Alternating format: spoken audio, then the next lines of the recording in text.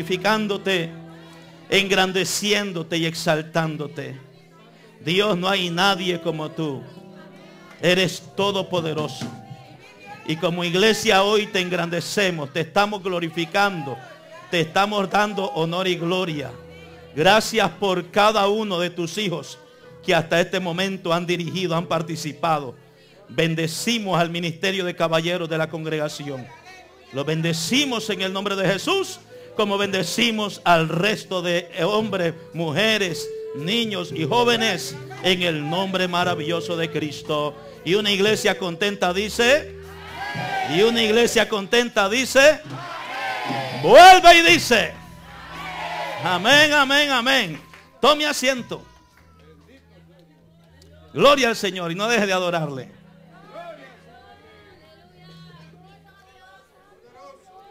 Hoy estamos tratando de retroceder en el tiempo a aquellos tiempos bíblicos.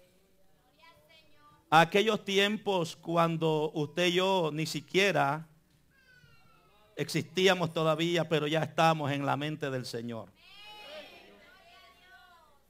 Hoy queremos retornar en el tiempo a través de la Biblia para que podamos ver más o menos qué era lo que sucedía en el pasado.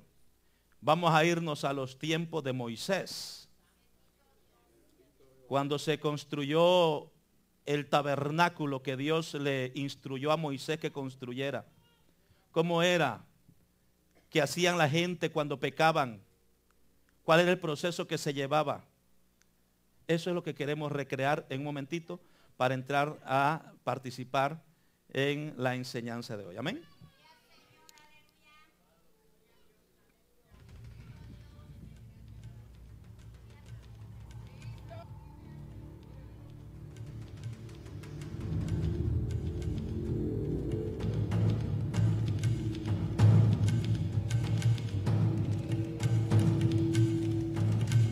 La persona que buscaba la remisión de los pecados tenía que traer un sacrificio, una oveja, animales, los cuales eran tomados por el sacerdote, el cual procedía a el altar de sacrificio para ofrecer sacrificio por la persona que había traído ese objeto de sacrificio o ese sacrificio. Era sacrificado el cordero y luego era quemado de tal manera que el olor que subiera, ese olor implicaba que se había hecho un sacrificio por una persona. Esa labor la llevaban a cabo los sacerdotes. Eso era todo lo que ocurría.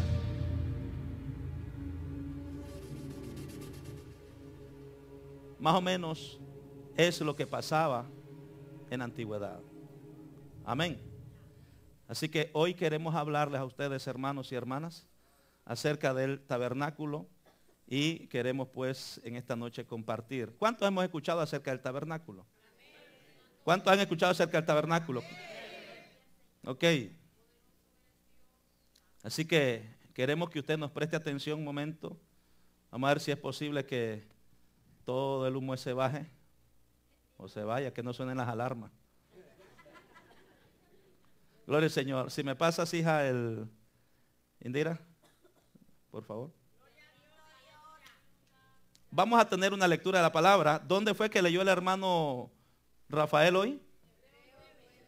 Ok, leamos qué dice Hebreos 9, hermano, por favor.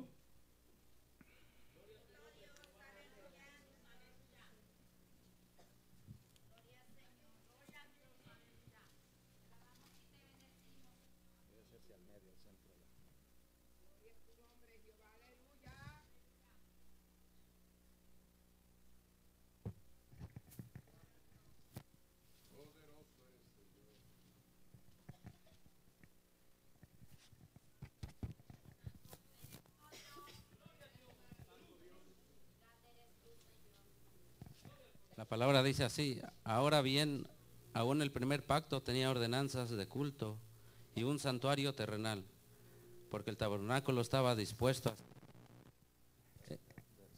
en la primera parte, llamada el lugar santo, estaban el candelabro, la mesa y los panes de la proposición.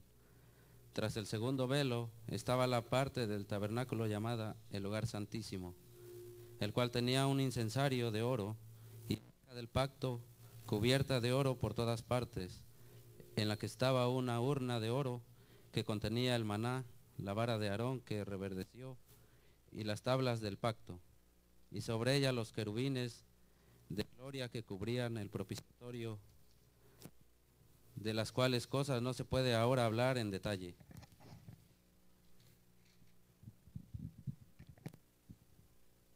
Y así dispuestas estas cosas, en la primera parte del tabernáculo entran los sacerdotes continuamente para cumplir los oficios del culto. Pero en la segunda parte, solo el sumo sacerdote una vez al año, no sin sangre, la cual ofrece por sí mismo y por los pecados de la ignorancia del pueblo, dando el Espíritu Santo a entender con esto que aún no se había manifestado el camino al lugar santísimo, entre tanto que la primera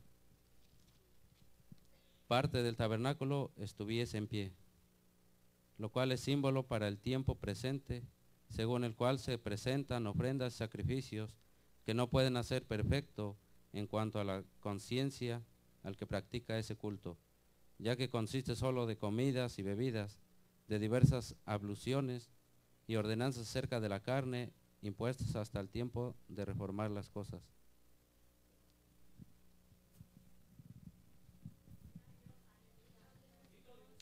Salmo 26:8 dice: Jehová, la habitación de tu casa he amado y el lugar de la morada de tu gloria. ¿Qué es el tabernáculo? Vamos a, de una manera rápida, enseñar lo que era el tabernáculo. Siguiente. Dios siempre ha querido habitar entre nosotros. ¿Cuántos dicen amén? Dios siempre ha querido habitar entre los hombres y que los hombres habiten con Él. Él habitó inicialmente en medio de un pueblo terrenal, que fue el pueblo de Israel, en manera invisible, en la profundidad oscura de un tabernáculo, el cual, sin embargo, daba un invisible testimonio de su presencia a través de los objetos que contenía y de la nube que los cubría. Más tarde, Él, hablando de Dios, habitó en medio de ese pueblo en forma humana, visible en Jesucristo. Pero Israel lo rechazó y lo desconoció. Hoy, diga conmigo hoy. Hoy Dios habita en espíritu en medio de un nuevo pueblo. Un pueblo celestial, es decir, la iglesia. Y aquellas cosas que contenía el tabernáculo del desierto constituyen, según Hebreos 8:5, figura y sombra de las cosas celestiales. Cada parte del tabernáculo, hermano y hermana, lleva un profundo significado que refleja el inmenso amor de Dios, y su propósito de habitar en la vida del que cree. La Biblia nos habla a nosotros de tipos, nos habla a nosotros de figuras. El tipo o modelo bíblico es una representación ordenada anteriormente mediante la cual personas, eventos, objetos, ritos y ceremonias e instituciones del antiguo pacto prefiguraban a personas, es decir, hablaban de antemano de cosas, de personas, de eventos e incluso de instituciones del nuevo pacto. Cuando habla de instituciones del nuevo pacto, está hablando de la institución nueva, que es la iglesia, que viene a aparecer en el Nuevo Testamento. Ahora, la Biblia utiliza diversas palabras para los tipos representativos de las verdades reveladas a través del cumplimiento de las profecías. Por eso es que la Biblia nos habla a nosotros de símbolos, conforme a Hebreos 9:9. La Biblia nos habla a nosotros y usa parábolas para hablarnos verdades espirituales, conforme a Mateo capítulo 13. La Biblia nos habla de ejemplos, con 1 Corintios 10:11. El apóstol Pablo le dice que todas las cosas que sucedieron en el pasado quedaron como ejemplo para darnos a nosotros lecciones, para que nosotros no hiciéramos como hicieron el pueblo de Israel en el pasado. Aleluya. También nos habla de señales, Mateo capítulo 12 del 38 al 42. La Biblia nos habla de figuras. La Biblia nos habla de formas. La Biblia nos habla de modelos. Gloria al Señor. ¿Qué es el tabernáculo? ¿Qué es el tabernáculo? Hoy nosotros nos reunimos en templos como este. Pero en la antigüedad, el Señor ordena al pueblo de Israel, a través de Moisés, que construyan un tabernáculo. ¿Por qué? Porque la idea, le dije al principio, el plan de Dios siempre ha sido habitar Él en medio de su pueblo. Por eso es que el tabernáculo que Moisés y los hijos de Aarón construyeron en el desierto por orden de Jehová, era la morada de Dios en medio de su pueblo. Todo fue hecho según el pensamiento de Dios, a fin de que todo correspondiese a la santidad y a la majestad de Él. En otras palabras, el tabernáculo no fue un invento de Moisés, fue una idea que surgió en el corazón de Dios desde el cielo y le dice a Moisés que lo construya. Siguiente. ¿Qué es lo que sucedía? ¿Cómo era el tabernáculo? ¿Cómo estaba dividido? Usted puede ver ese cuadro o esos dos cuadros que están allí. Eso representaba o era la manera en cómo estaba diseñado el tabernáculo. Estaba dividido en tres partes que luego se las vamos a mencionar. Pero usted puede ver que en la parte norte estaban ubicadas tres tribus. La tribu de Aser, la tribu de Dan y la tribu de Neftalí. Por todo habían 157.600 personas en el lado norte del tabernáculo. En el lado sur estaban las tribus de Simeón, Rubén y Gad. Allí habían 151.450 personas en el lado sur del tabernáculo. En el lado oriente, aquí a este lado, estaba la tribu de Zabulón, la tribu de Judá y la tribu de Isaacar. 186.400 personas. Y en el lado opuesto estaba la tribu de Manasés, la tribu de Efraín y la tribu de Benjamín, con 180.100 personas. Dios allí, como le dije, Dios siempre ha querido habitar, ¿dónde? En medio de su pueblo. Por eso es que el tabernáculo quedaba en medio de las 12 tribus de Israel. ¿Para qué? Para que el pueblo de Israel pudiera acudir a ese santuario, a ese lugar, para buscar a Dios, para buscar remisión de pecados. ¿Cuántos dicen amén? Para buscar el perdón de pecado. Ahora, ¿cómo estaba dividido el tabernáculo? El tabernáculo terrenal estaba formado en tres partes, que era la parte más grande, que usted puede ver el recuadro más grande, eso era el atrio. Luego estaba el lugar santo, que es la parte que pueden ver ustedes donde hay ubicado que dice el lugar santo, y luego estaba el lugar santísimo. Esa era la manera en que estaba dividido el tabernáculo, en las tres partes que estaba dividido el tabernáculo. Amén. Entonces, el atrio, ustedes pueden ver allí. Yo sé que a lo mejor no es difícil para ustedes chequear desde allá o ver desde allá. Pero las medidas, ¿qué medidas tenía ese tabernáculo? Bueno, conforme a la Biblia, ese tabernáculo tenía... Ok, ahí. Longitud 100 codos. Cada codo equivale a 1,5 pies. Así que los que son matemáticos pueden calcular. Entonces, si cada codo equivale a 1,5 pies, ¿cuánto tenía de longitud entonces en pie ese tabernáculo? Desde un extremo al otro. Entonces, el ancho medía 50 codos. El ancho medía 50 codos. Las cortinas estaban hechas de lino torcido y tenían una altura de 5 codos. Las columnas, que son todas esas columnas que usted puede ver allí, estaban, hermanos, eran basas y columnas de bronce. Tenían capiteles. Los capiteles era la coronita que lleva en la parte de arriba. Capiteles y molduras de plata. ¿Qué cantidad de postes? Vamos a utilizar los términos nuestros hoy. ¿Qué cantidad de postes habían entonces? Al norte habían 20. Al norte habían 20. Al sur habían otros 20 más. Al oeste habían 10. Y al este habían otros 10. Cada uno de esos postes y todas esas cortinas estaban sostenidas por estacas. Estas estacas eran de bronce y sostenían las cortinas del atrio y las cubiertas del tabernáculo. Adelante. ¿Qué significa para nosotros todo eso? Porque hemos escuchado acerca del tabernáculo. Y a veces nosotros decimos, ahora yo soy el tabernáculo viviente. Pero ¿qué significa el tabernáculo? Amén. El atrio, perdón. atrio. Era un lugar rodeado y cercado.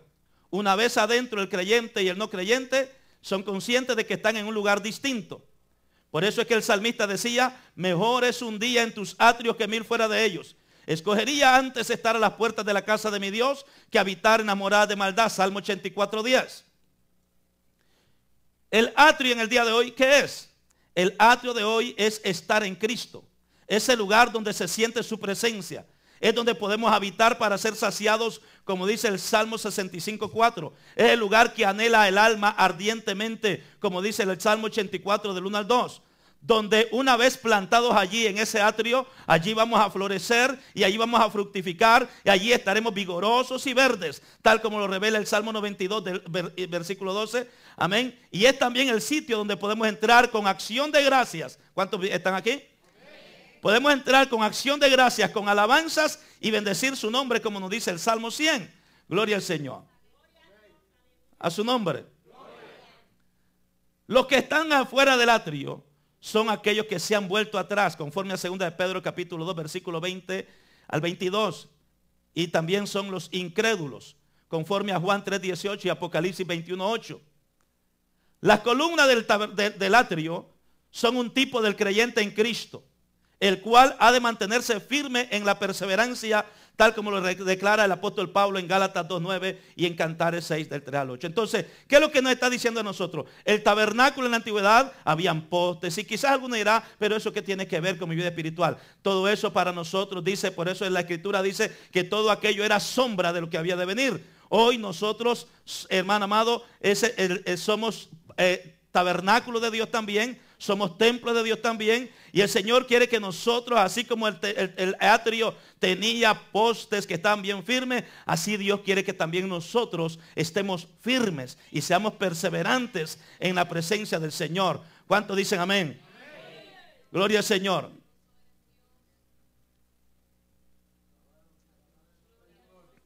Siguiente, Víctor. Significado del atrio, ok. El significado del atrio. Tenía bases que eran de bronce, y el bronce es tipo de los juicios de Dios. Por ejemplo, en la Biblia se nos habla de la serpiente de bronce. Fue un elemento que salvó de morir al que le miraba. ¿Cuántos recuerdan eso? Eso está, hermana amada, en Escritura, en el libro del Éxodo, donde la gente que murmuraban y que se quejaban empezaron a ser picoteados por serpientes, y Dios manda que se levante a Moisés, a que levante una serpiente de bronce para que todo aquel que mirara a la serpiente se sanara. Jesús, hermano amado, conforme lo dice Juan 3, versículos 14 y 15, dijo Jesús, así como la serpiente fue levantada en el desierto, así el hombre será levantado para que todo aquel que mire a él reciba vida eterna. Amén. Por eso es que el bronce tiene un significado muy importante. Las bases eran bases firmes que sostenían las columnas y las separaban del contacto con la superficie del desierto. El bronce puede llegar a brillar hasta convertirse en un espejo. Cuando el bronce se le da mucho fuego, puede brillar bastante, de tal manera que pueda convertirse hasta un espejo. El bronce en tales condiciones se convertía en un elemento de juicio al reflejar, descubrir o delatar los defectos o suciedades de quienes se acercaban. Debemos estar sostenidos en la verdad, ver nuestras vidas reflejadas y ser limpios por el juicio efectuado en la cruz del Calvario por medio de nuestro Señor y Salvador Jesucristo. ¿Cuántos alaban al Señor? Pero también estaban las columnas que eran ceñidas de plata. ¿Qué significa la plata o qué representa la plata? La plata se usó en muchas ocasiones como un elemento de redención. ¿Qué quiere decir esto? Era muy a menudo el precio que se pagaba por los esclavos. Antes se hacían transacciones con plata. Y en la Biblia se utiliza mucho ese elemento o ese metal precioso. Por ejemplo, Judas Iscariote dice que él vendió a Jesús. ¿Por qué vendió a Jesús? ¿Por qué vendió Judas? ¿Qué fue lo que le dieron a Judas? ¿Qué fue lo que él pidió? 30 monedas de plata. Entonces, la plata, fíjese bien, la plata se usó en muchas ocasiones como elemento de redención. Era muy a menudo el precio que se pagaba por los esclavos. La plata llegó a convertirse en un claro símbolo de rescate para el pueblo elegido. Entonces en la Biblia nos habla que tenemos que estar ceñidos con la verdad. Así como las columnas estaban ceñidas, es decir, cubiertas de plata. Entonces nosotros hoy en día, conforme a Efesios 6 del 13 al 14, tenemos que estar ceñidos con la verdad. Tenemos que estar, hermanos, cubiertos de justicia, de fidelidad, etcétera, etcétera. Siguiente. Significado del atrio. El atrio tenía capiteles de plata. Las columnas o las bases, esas son esas bases que está viendo usted allí.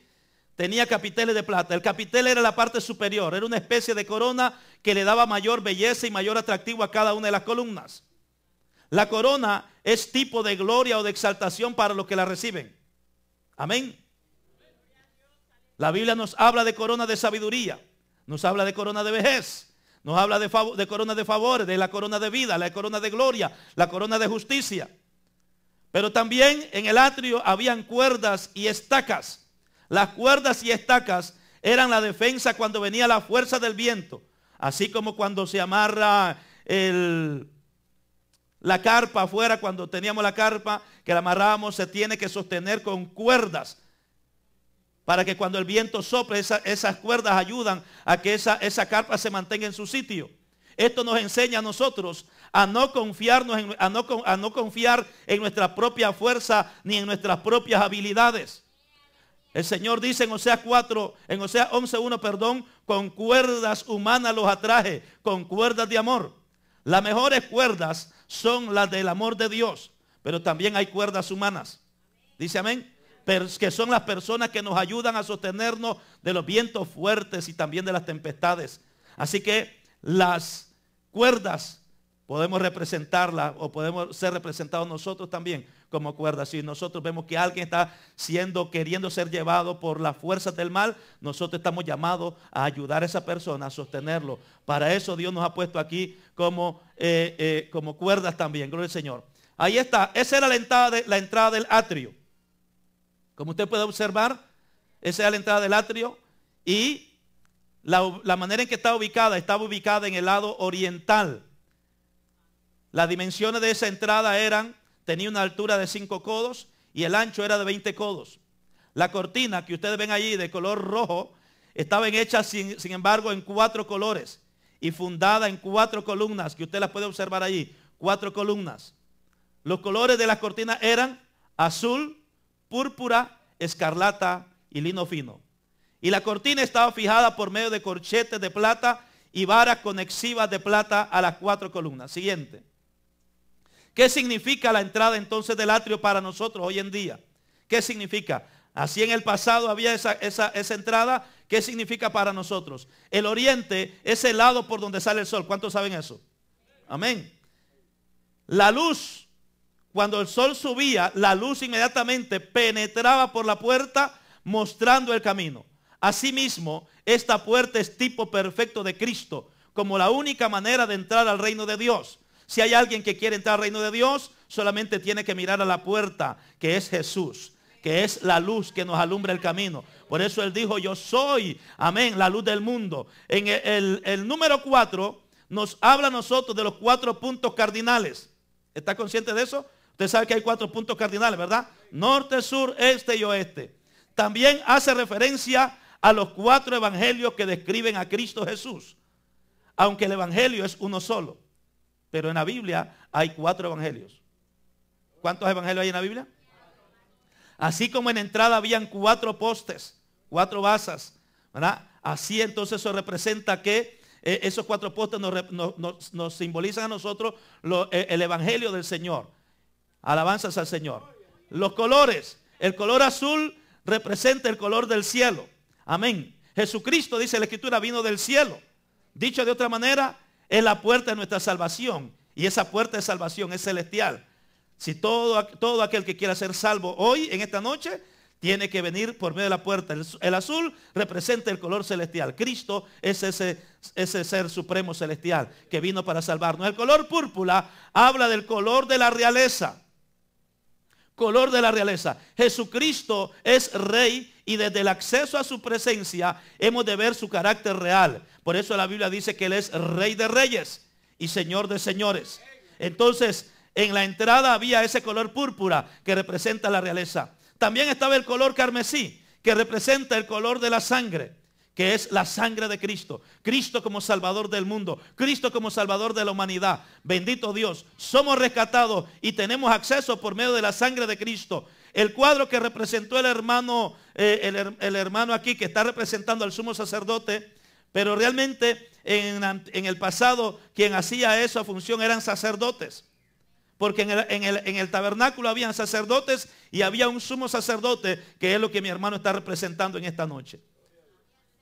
Pero cuando alguien venía, como vino la persona a presentar sacrificio, se le entregaba el sacerdote y el sacerdote iba y presentaba el sacrificio. De la única manera que una persona en la antigüedad podía ser perdonada de su pecado era presentando un animal para un sacrificio. Tenía que ser un animal que fuera perfecto, no podía ser cualquier animal. Por eso es que traían corderos, podían traer diferentes tipos de animales.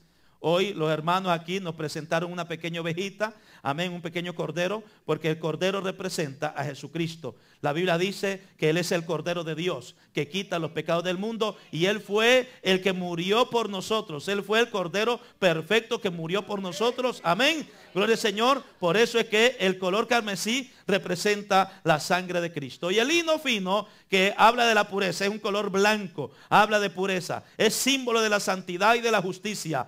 Nuestra justicia, la Biblia dice, son como trapos de inmundicia. Nosotros no podemos pensar que nosotros somos justos. A veces nosotros, a más de alguno dice, y hemos escuchado personas decir, pero es que yo no soy malo, yo he sido muy bueno y he sido bien buena gente todo el tiempo. Pero las justicias de nosotros, la Biblia dice que son como trapos de inmundicia. Por eso es que necesitamos a Jesucristo, porque Jesucristo nos reviste y purifica, aleluya, con vestiduras blancas y resplandecientes como lino fino. Nosotros necesitamos ser revestidos de vestiduras blancas que representan la santidad de Dios. Es decir, que nosotros nos separamos para vivir para Cristo. ¿Cuántos dicen amén? Siguiente, varón. Ok, y aquí es ahora donde vamos a ir participando, porque le leí de forma rápida todo lo que concernía a lo que era el atrio y sus alrededores y cómo estaba constituido. Ahora, dentro del atrio estaba el altar de bronce. Voy a invitar a los hermanos que me ayuden, por favor. Ellos van a hacer el trabajo, van a hacer un papel como si fueran sacerdotes. Pasen por acá, aunque los sacerdotes vestían de ropa blanca, ¿verdad? Pero ellos van ahí a estar haciéndonos ese papel. Gloria al Señor. Van a agarrar el arca ahí, por favor, el altar de bronce, y me lo van a poner aquí en el centro.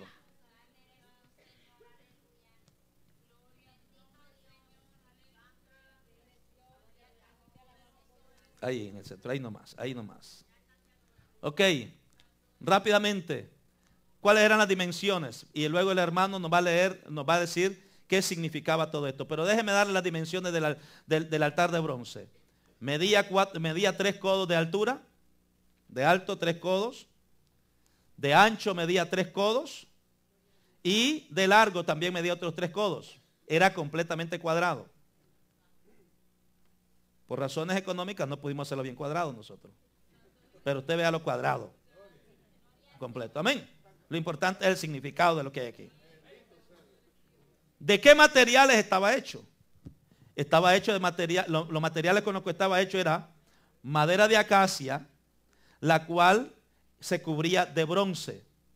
Y los accesorios que habían allí eran calderos, eran paletas, tazones, garfios y braseros. Eso no los tenemos. Pero aquí tenemos adentro, amén, todo representado, bien hecho, como lo hicieron los hermanos, que de hecho quiero pedirle que demos un fuerte aplauso a los hermanos que colaboraron haciéndonos todos estos utensilios. El hermano Leonardo nos va a explicar un poquito más sobre el altar de bronce. Dios le bendiga. Como ya lo mencionó, la forma era cuadrado, tipificando que la forma de este altar indica igualdad y estabilidad. Era una pieza con 3 dimensiones, lo que indica que el sacrificio que se realizaba en dicho altar tipificaba un sacrificio que alcanzaría a toda la humanidad. Fue lo que hizo Cristo y que murió por todos nosotros que estamos aquí presentes. El sacrificio que se realizaba sobre el altar, que ahora fue cuando Cristo murió en la cruz, tiene una estabilidad indestructible. Se construyó con madera de acacia material procedente de la tierra, era de madera de gran durabilidad, esa madera de acacia, y venía a ser un símbolo de la humanidad de Cristo, pero sin pecado ni corrupción. Fue cubierto por bronce, símbolo de juicio. El bronce le da la consistencia a la estructura del altar, lo que nos habla de una gran fortaleza y resistencia, tipificando a Jesucristo, que fue capaz de soportar el juicio de Dios sobre el pecado. Aquí, como dice el número 5, predomina en el tabernáculo. Este número significa gracia de Dios. Y el número 3 está asociado con la deidad, porque son 3 personas en un solo Dios. Notemos algo bien interesante en las dimensiones de este altar. Su altura era de 3 codos y esta estaba sobre una base de 5 por 5, demostrando que la gracia perfecta de Dios sobre la tierra proviene de nuestro triuno Dios, que son el Padre, el Hijo y el Espíritu Santo. Derramando su gracia sobre los 4 puntos cardinales de la tierra, los sacrificios realizados en el altar eran una tipología del plan de redención de Dios hacia todos los hombres de los 4 puntos cardinales. Muy bien, entonces, ¿qué nos está diciendo el altar de bronce? Está diciendo que este altar también tipificaba en el Antiguo Testamento, tipificaba la salvación para toda la humanidad.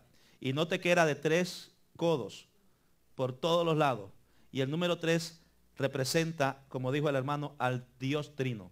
Amén. Representa al Dios Trino. Entonces, al hacerlo de dimensiones iguales en los 4 lados, como menciona el hermano, habla de la salvación para el mundo entero, que no hay acepción de personas. Y tenía en sus 4 extremos, tenía 4 cuernos de bronce. Y así el sacerdote, podemos ver cómo el sacerdote ponía la sangre sobre los 4 cuernos del altar, realizada la ofrenda por la expiación del pecado, y recibían perdón. Esta sangre puesta sobre los cuernos del altar movía la misericordia de Dios para el perdón de pecados. Estos cuernos son símbolo de la misericordia de Dios también. Observe que estos cuernos apuntaban hacia arriba, de donde solo puede ser recibida la misericordia. Para recibir el perdón por el pecado, la sangre de la ofrenda debía estar sobre los cuernos. Cristo sobre el altar, que fue la cruz, venció de una vez y para siempre lo que nos separaba de Dios, el pecado, y de igual manera venció al enemigo, al Satanás, el Señor lo reprenda. Al ver que son 4 cuernos, podemos concluir de que esta batalla fue ganada para todo aquel que cree en Jesús como su Salvador. La muerte de Cristo en la cruz apaciguó la ira de Dios por motivo de nuestros pecados. Amén. Entonces, eso, denle el aplauso al Señor. Entonces, esto es lo que representaba el altar de bronce en el tabernáculo. Gloria al Señor. Ahora, ¿dónde está ubicado el altar de bronce? Como aquí nosotros no podemos, ¿verdad? Póngamelo ahí en el mismo centro, ahí mismo en el centro, ahí mismito.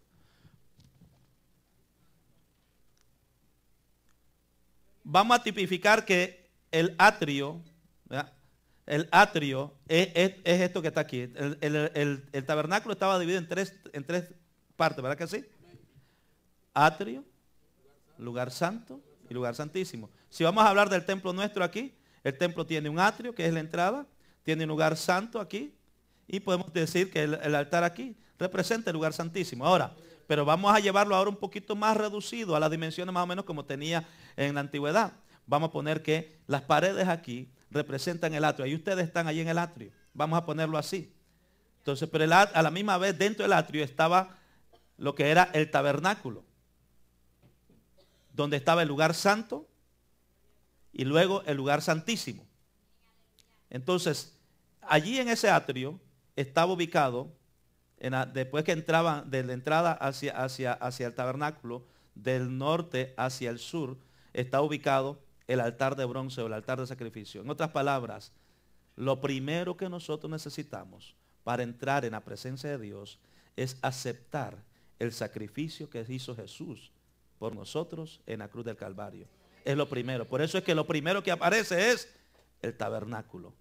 Lo primero que hay en la entrada del atrio es la puerta, representando a Jesús como la puerta de salvación para la humanidad. ¿Cuántos dicen amén? Entonces, ahí tenemos entonces el atrio de bronce. ¿Seguimos? Ok, el significado del altar de bronce. Nos ayuda, hermano. ¿Qué es lo que había más? La fuente de bronce. Él se encuentra en Éxodo 30, 18 al 21. Y fue hecha de bronce, sobre una base de bronce.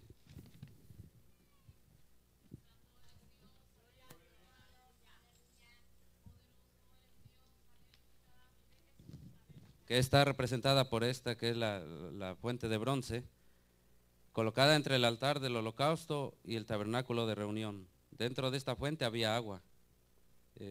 Para poder entrar al tabernáculo de reunión, Aarón y sus hijos tenían que lavarse las manos y los pies para ministrar delante del altar y ofrecer las ofrendas encendidas a Jehová. Tenían que lavarse las manos y los pies. Después de construido, fue ungido con aceite 7 veces para santificarlo. No se da en las escrituras ninguna explicación de su forma, no se dice nada con respecto a sus dimensiones y peso. No hay instrucción alguna referente al modo de trasladarla durante la marcha de un lugar a otro. Y estas curiosidades nos muestran que la gracia de Dios es sin medidas y el nivel de santificación no tiene límite. ¿Qué significa entonces? ¿O cuál es el significado? El hermano está explicando entonces. Amén. Ya nuestro hermano Leonardo nos está explicando que era hecha solamente de bronce y al no tener medidas específicas ni peso, habla de la misericordia de Dios, que es infinita, que no tiene medida. Amén. ¿Qué más significa o qué más significa la fuente de bronce, hermano? La fuente nos enseña lo que hace en nosotros el Espíritu Santo juntamente con la palabra de Dios. Ante la fuente nos encontramos lavados, santificados, justificados y aceptos por la sangre de Cristo. El altar tenía que ver con los pecadores, pero la fuente era para los sacerdotes y tenía que ver con su separación para entrar en el santuario y poder adorar. Así la fuente nos habla del proceso de la gracia santificante de Dios, obrando en la separación de sus hijos, con objeto de prepararnos para una vida de servicio. La enseñanza espiritual para nosotros hoy en día es que llegamos a la santificación después de pasar por la cruz. Para entrar a la presencia de Dios, para adorarle y servirle, debemos tener limpieza mediante la palabra de Dios. Como dice en Hebreos 12:14, seguid la paz con todos y la santidad sin la cual nadie verá al Señor. Nuestra limpieza espiritual es prioritaria y de absoluta necesidad.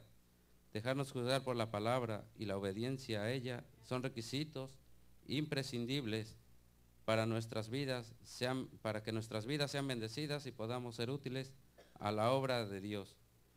Recordemos que el sacerdote tenía que lavarse los pies y las manos antes de servir. Si no lo hacía, moría. Nosotros también tenemos que guardarnos limpios o nuestra vida espiritual no prosperará. También recordemos que no fueron dadas las medidas de la fuente, como tampoco hay límites a nuestra necesidad de purificación y limpieza ante Dios. Entonces, ¿qué nos está diciendo el significado de la fuente de bronce? ¿Cuál es el significado? O sea, el sacerdote, para poder ministrar, primeramente tenía que lavarse. Y antes de lavarse había agua depositada ahí, la cual se mantenía en un remanso que cuando el sacerdote se inclinaba, él podía también ver reflejado su rostro, lo cual habla o representa la misma palabra de Dios. La palabra de Dios, cuando nosotros la abrimos, es esa fuente de bronce en donde podemos ver nuestros defectos, en donde podemos ver aquellas áreas de nuestra vida que necesitan ser mejoradas, donde podemos entender que ninguno de nosotros puede ministrar si no tenemos, hermanos, si no hemos sido limpiados por medio de esa preciosa palabra, porque la palabra de Dios nos limpia también a nosotros. Por medio de la palabra de Dios nosotros somos limpios. Por eso Jesucristo le dijo a Pedro y a los discípulos, ya vosotros estáis limpios por la palabra que os he hablado. Entonces la palabra de Dios nos ayuda para irnos limpiando día a día de nuestras imperfecciones, de nuestras impurezas y de nuestros pecados. Por tanto, aquellos que dicen algunas personas, no, cuando yo me limpie bien, que ya Dios deje todo, entonces voy a servir al Señor. Pues eso es un error. Para usted poderse limpiar, usted tiene que venir a la fuente de bronce, que es la palabra del Señor. Usted tiene que ir a la palabra, a la Biblia, porque ella es la que le va a decir a usted qué es lo que usted necesita hacer, cómo usted necesita mejorar, gloria al Señor, en su vida, amén, espiritual. Gloria al Señor. Póngamela allá abajo, allá abajo. Ahí. Muy bien. Luego tenemos dentro del atrio estaba el tabernáculo, que es lo que usted está viendo allí. El tabernáculo estaba formado de 48 tablas de madera de acacia. 48 tablas de madera de acacia. Esas tablas estaban de pie o paradas, eran recubiertas de oro y estaban distribuidas de la siguiente manera. Al norte habían 20 tablas, al sur habían 20 tablas. Amén. 20 tablas al norte y al sur. Al este habían 6 tablas. Al oeste también habían 6 tablas, pero dice que en el este adicionalmente en los ángulos habían 2 tablas más, para un total de 8. La altura de esas tablas era de 10 codos y el ancho era de 1,5 codos. Para que esas tablas se pudieran sostener, tenían que ponerle unas bases. Cada tabla estaba fijada por 2 bases que eran hechas de plata. Todas las tablas estaban unidas por 5 travesaños. Usted ve los travesaños, letra G. ¿Lo ven? Travesaños de madera recubiertos también con oro y distribuidos de la siguiente manera. 4 travesaños visibles habían por fuera, conforme a la figura F allí. Y había un travesaño interno. Gloria al Señor. Como usted lo puede ver en la figura G. Vamos a ver el significado de esto entonces.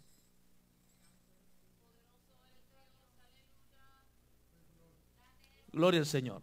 Significado de esas tablas y de esas bases. Las tablas, ¿de qué eran hechas, dice? Madera, correcto. De madera. Así como crece en tierra, la madera nos habla del hecho de que el Señor Jesús fue auténtico hombre, que también vino y nació en la tierra. Es decir, habla de la humanidad de Cristo. ¿Está entendiendo? Pero esa madera era recubierta ¿con qué? Con oro. Que el oro es el metal precioso por excelencia. No hay otro metal más valioso que el oro. Y representa entonces el carácter divino de Jesús.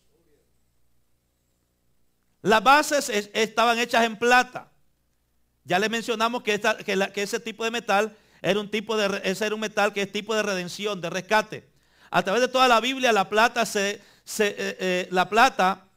daba como medio de pago, se usaba como medio de pago.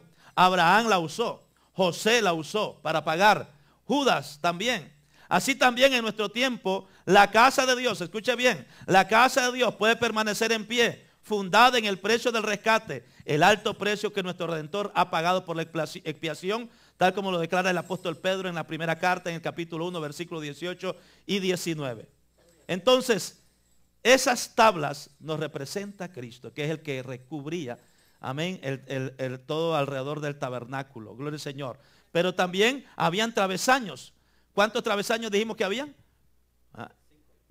Las 4 barras dice que estaban por fuera, mantenían unidas. 4, dice yo, 5. 4, por fuera, mantenían unidas y encerradas las tablas. En Hechos 2 se habla de 4 cosas que mantenían unida la iglesia. ¿Cuáles eran esas cosas? Que dice que perseveraban en la doctrina de los apóstoles, en la comunión, en el partimiento del pan y en las oraciones. Entonces, las tablas, los travesaños representan esas 4 virtudes que deben haber en la iglesia. Para que la iglesia se pueda sostener, necesitamos esos 4 travesaños. Esos travesaños también representan los brazos, representan unión. ¿Cuántos están conmigo? Representan unión. Entonces, ¿la iglesia cómo se puede sostener? La iglesia se sostiene primeramente a través de la perseverancia. Si usted no persevera, va a ser como una tabla que se pone, pero si no tiene el travesaño, ¿qué va a suceder? Cualquier viento la viene y la bota. Entonces, pero las tablas en el tabernáculo estaban unidas y estaban unidas por travesaños. representa la unidad de la iglesia, representa la perseverancia. Si usted quiere perseverar, si usted quiere ser parte del tabernáculo de Dios hoy en día, usted tiene que constituirse también y participar y ser como esos travesaños que representa, como le dijimos, la perseverancia, representa la doctrina de los apóstoles, que es la enseñanza que nosotros recibimos por medio de la palabra de Dios. Si usted no recibe la palabra de Dios, usted no se puede sostener. Porque es la doctrina, es la palabra de Dios la que sostiene al hombre en su vida. ¿Cuántos dicen amén? Gloria al Señor. También la comunión, gloria al Señor, que es la unidad, la comunión, unirnos uno con otro, una unidad común en el partimiento del pan y en las oraciones. Todo eso representa los travesaños. La barra que pasaba por en medio de las tablas hace referencia a la unidad del cuerpo. Así nosotros, dice el apóstol Pablo en Romanos capítulo 12:5, siendo muchos, somos un cuerpo. ¿En quién? En Cristo Jesús. Somos un cuerpo en Cristo. Y también la Biblia menciona, amén, que el vínculo perfecto es el amor. Colosenses 3:14. Entonces eso es lo que nos debe unir a nosotros. Nosotros como parte del tabernáculo de hoy, la iglesia que es el tabernáculo divino, celestial, espiritual, debemos de estar, hermanos, identificados con esas cosas. Gloria al Señor. Víctor. El lugar santo, vamos a figurar ahora, que este es el tabernáculo. Tabernáculo, ya le dije, de aquí para allá es el atrio. ¿Está conmigo? Vamos a, use la imaginación. Vamos a poner que el tabernáculo es a partir de aquí hacia allá. El tabernáculo estaba dividido en dos partes. El lugar santo y el lugar santísimo que quedaba atrás. Amén. Entonces, los sacerdotes tenían acceso al atrio y tenían acceso, uno de ellos, al lugar santo, que era donde seguían ministrando. Ahora, ¿cómo era la puerta del lugar santo? Esta puerta, conforme a Éxodo 26, del 36 al 37, estaba conformada por una cortina azul, púrpura, escarlata, lino torcido, y la Biblia declara que es obra de recamador. No era que venía alguien cualquiera y lo hacía como le daba la gana, era obra de recamador. Tenía que tener un toque especial. Porque todas las cosas de Dios, hermano y hermana, Dios pide excelencia. Usted ve que aquí no dice que todo era de oro, era de plata, era de bronce, era lo mejor. Las pieles eran las mejores pieles. ¿Por qué? Porque Cristo, Dios, se merece también lo mejor. Se merece la excelencia. Por eso es que la Biblia nos da en esta enseñanza del tabernáculo. Aprendemos entonces que Dios pide la excelencia para Él. Él pide lo mejor. Que a veces nosotros tenemos, a veces hay personas que tienen esa costumbre de darle a Dios lo que les sobra. De darle a Dios lo último. Es como el hombre que dice, no, cuando ya esté viejo que no sirva para nada, voy para la iglesia. No. Dios quiere ahora que usted está en el vigor, joven o hombre que está aquí, mujer, que todavía tiene fuerza y vigor. Dios lo quiere ahora. Amén. Ahora, 5 columnas habían en el tabernáculo. 5 columnas, 1, 2, 3, 4, 5. 5 columnas de madera de acacia, cubiertas de oro y con bases de bronce. ¿Qué significa todo esto? Adelante. ¿Cuál es el significado de la puerta del lugar santo? Las columnas. Las 5 columnas representan el frente de la construcción del cuerpo de Cristo. La Biblia nos habla en Efesios 4, 11 al 12. Y Él mismo constituyó a unos que apóstoles, a otros profetas, a otros evangelistas, a otros pastores y maestros. ¿De cuántos ministerios está hablando ahí? De 5 ministerios. Entonces, la entrada al significado de la puerta del lugar santo, los 5 postes representaban en aquel momento esos 5 ministerios que ya habían sido diseñados por Dios con una función específica y clara. Eran de madera. La madera habla de la humanidad. ¿Cuántos dicen amén? Hablan de la humanidad en su interior. Recuerden que la madera era de acacia, pero era recubierta de oro, ¿verdad que sí? Entonces, la madera en sí habla de la humanidad en su interior. Entonces, el ministro es ¿quién? Es un humano. Nosotros somos humanos. ¿Cuántos dicen amén? Por lo cual quiere decir que también es vulnerable. Moisés, Jeremías, Elías, Pedro, Pablo, cuando usted lee la historia de ellos, en algún momento su vida como que se tornó vulnerable. Moisés en un momento dado, ¿por qué Moisés no pudo entrar a la tierra prometida? Porque fue vulnerable. ¿Qué fue lo que impidió que Moisés entrara a la tierra prometida? Su ira, su enojo. No pudo entrar porque fue un hombre vulnerable. Y así podemos hablar de Elías, que Elías también, después de haber hecho descender fuego del cielo, una mujer lo metió en miedo y se fue a esconder porque era un hombre vulnerable. Y así podemos hablar de Pedro, que también negó a Jesús 3 veces y después iba escondiéndose. Podemos hablar de Pablo, podemos hablar de muchos hombres y hablar de nosotros mismos, que también somos vulnerables, que también tenemos características de carne y hueso. Por lo tanto, la madera como tal, por sí misma, era, hermano, aunque era útil, pero necesitaba algo para que pudiera ser fuerte. ¿Y qué necesitaba? Ser revestida ¿de qué? De oro. Entonces, ¿qué es lo que habla de eso? El ministro ha de estar revestido de oro para resistir en su débil humanidad y que los demás puedan ver la gloria que le cubre, la cual no es humana sino divina. Tiene el ejemplo de Moisés. Moisés, cuando subió al monte Sinaí, cuando vino de hablar de la presencia del Señor, dice que su rostro brillaba, que la gente no le podían ver a causa de la gloria de Dios. El mismo rostro de Moisés brillaba. Entonces, ¿qué es lo que nos habla de todo eso a nosotros? Que así Dios quiere que su presencia brille en tu vida. Que el testimonio de Cristo sea a través de nosotros para otras personas. Que las otras personas no te vean a ti. Cuando las otras personas empiezan a vernos a nosotros, hay un problema. Tienen que ver a Cristo Jesús en nosotros. Y nosotros tenemos que dejar que Cristo sea visto también. ¿Qué nos está diciendo esto entonces a nosotros? Sí, somos humanos, pero tenemos que aprender, amén, que si nosotros estamos revestidos de Dios, Cristo nos va a fortalecer y nos va a vestir con su gloria. Bendito sea el Señor, a su nombre.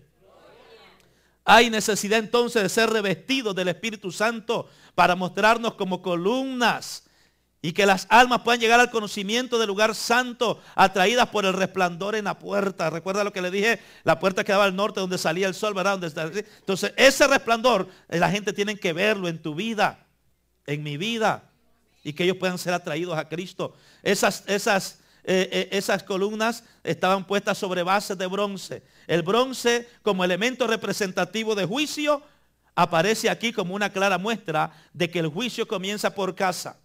Primera de Pedro, capítulo 4, versos 17 y 18. Cada ministro, y cuando hablamos de ministro, no estamos hablando, como hemos enseñado aquí tantas veces, no estamos hablando del pastor, no estamos hablando tan solamente del evangelista, no estamos hablando de los líderes. Cuando habla de ministro de la palabra, el apóstol Pedro dice que a todos nosotros el Señor nos constituyó y nos hizo reyes y sacerdotes para Dios su Padre. Todos nosotros somos también ministros del Altísimo. Usted que está allí sentado y yo, todos somos ministros. Entonces, aleluya, cada ministro ha de estar cimentado en el juicio y la verdad. Además tiene la autoridad por parte de Dios para ejercer ciertos juicios con el fin de establecer el orden adecuado en la congregación. Para eso fue que Dios nos pone a nosotros. Que la gente pueda darse cuenta que en el templo entonces, hermano amado, no es para uno hacer las cosas como a uno le parece, sino que cuando usted viene y entra a este lugar santo, usted tiene que entender que para eso Dios estableció también a un pastor. Dios estableció también aquí a líderes. Dios estableció aquí también personas que nos van a ayudar a nosotros a estar ordenados en el templo, en la casa del Señor. ¿Por qué? Porque este lugar es un lugar santo, así como lo era el tabernáculo en la antigüedad. A su nombre. Por eso es que de ahí demanda, hermano, reverencia. Gloria al Señor. Muy bien. En el lugar santo, dentro del tabernáculo, en el lugar santo, había una mesa. Se le llamaba la mesa de la proposición o de los panes de la proposición. ¿Me la buscan, por favor? La mesa de los panes, aquella de allá.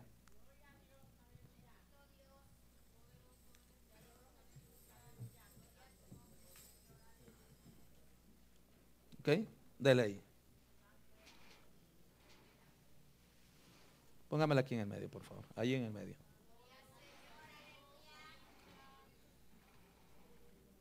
Démosle un aplauso a los hermanos que hicieron un tremendo trabajo.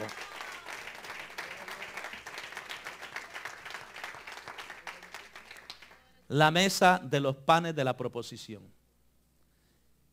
Esa mesa, esta mesa que está aquí,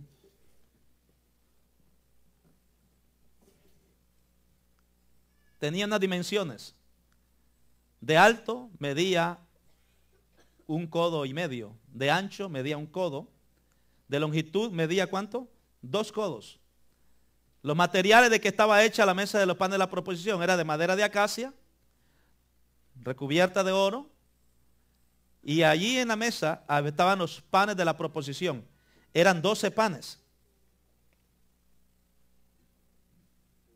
Ya están pegados. Pero aquí están los panes. Hay 12. Amén. Hay 12 panes. Esos panes obviamente también tienen un significado. Vamos a ver el significado de esta mesa.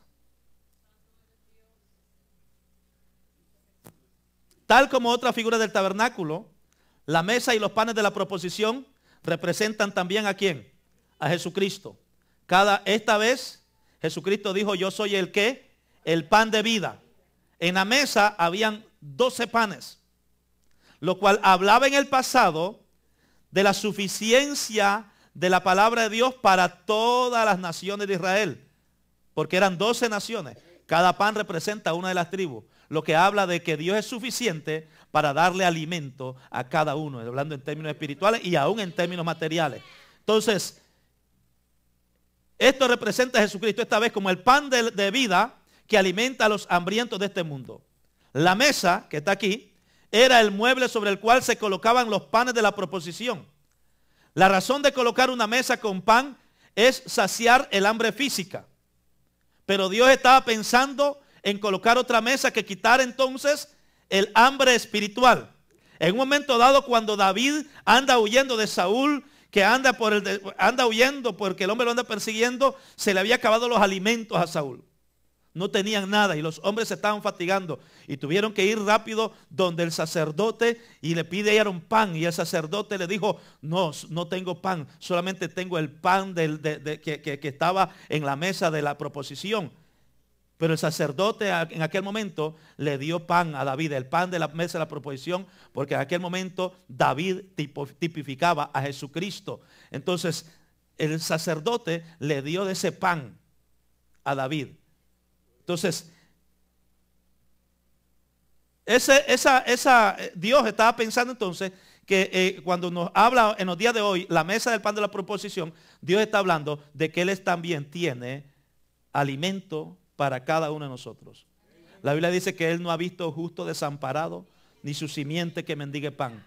Dios tiene provisión para tu vida. Así como Dios proveyó de provisión para la nación de Israel en el pasado, así esta mesa representa para nosotros en los días de hoy de que Cristo es la mesa. Y en Él tenemos pan suficiente, tenemos vino suficiente. Aquí me le colocaron más cositas, ¿verdad?, para adornarlo, muy bonito. Pero esto representa que en Cristo Jesús, usted que está aquí, cualquiera que esté hoy aquí visitándonos que no tiene a Jesús o que esté descarriado, usted necesita comer del pan de vida. Por eso es que la mesa, eso representa. Esta mesa también tenía una cornisa de oro, que es el acabado de la mesa. Una cornisa de oro. Esa es la corona. Muestra a Jesucristo coronado de honra y de gloria. Él, aun habiendo tomado figura humana, Él es el rey desde siempre y para siempre. Entonces, esta cornisa representaba una corona. Como la mesa representa a Cristo, la cornisa representaba a Cristo Jesús, coronado como Rey de Reyes y Señor de Señores. El Cristo que dijo, hermano amado, que Él es el pan de vida. Amén. Así que esta mesa representaba también a Jesucristo. Gloria al Señor. Esa mesa tenía también 4 anillos que están en los extremos. 4 anillos. Y tenía 2 varas. El 4 en la Biblia es utilizado para referir, como le dije hace un rato, los 4 puntos cardinales. En la Biblia se habla de los 4 vientos también. La Biblia habla de los 4 extremos de la tierra, etc. Las varas eran 2. Este número simboliza compañía, simboliza seguridad, simboliza apoyo, simboliza resistencia. Por eso la Biblia habla, dice que, hermano amado, andarán 2 juntos si no estuvieran de acuerdo. Entonces, las dos varas representan compañía, representan seguridad, representan apoyo, representan resistencia. Significa entonces que estamos siendo llevados a través del desierto de este mundo, pero mientras permanezcamos firmes en Jesucristo, Él es nuestra mesa de alimento espiritual, por lo tanto, no resbalaremos ni vamos a caer jamás. ¿Cuántos dicen amén? Cristo es nuestra mesa de la proposición. Gloria al Señor. Siguiente. Significado de la mesa de los panes. Allí habían pues los platos, las cucharas, las cubiertas, los tazones, accesorios que hacían que la mesa estuviese bien servida. Como todo en la mesa, incluyendo la vara, todas estas cosas estaban cubiertas con oro. Y estos instrumentos estaban hechos de oro puro. Estos no eran de madera recubierta de oro. Eran de oro puro. ¿Eran de oro cómo? Todo en el lugar santo debía reflejar la gloria de Dios. Todo. Según el diseño establecido por Él. No usaban metales más baratos para estos servicios. ¿Me está oyendo? No se utilizaba lo más barato. Mira, necesitamos aquí, hermano, necesitamos una bocina nueva. Allá en el Secon pueden conseguir unas que están bien feas. Ahí vayan y compren una de esas para el templo. A Dios hay que darle la excelencia. Que se necesita comprar tal cosa. Yo tengo una que ya no las uso, dicen algunos. Yo tengo una ya tiradas en el basement, a ver si la van y la buscan para que la usen en la iglesia. Y usted qué va a hacer, no, ya yo me compro una nueva para mi casa. Ah, qué lindo.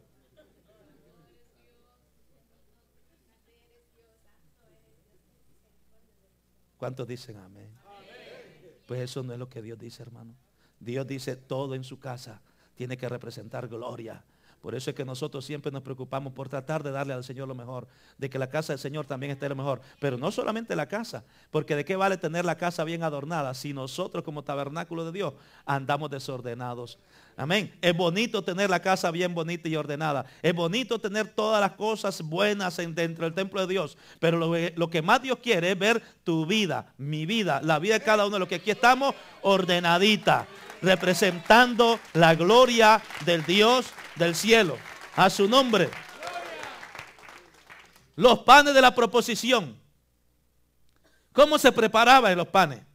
Se preparaban al fuego, en horno. Salmo 12:6. La palabra de Dios es limpia como refinada en horno.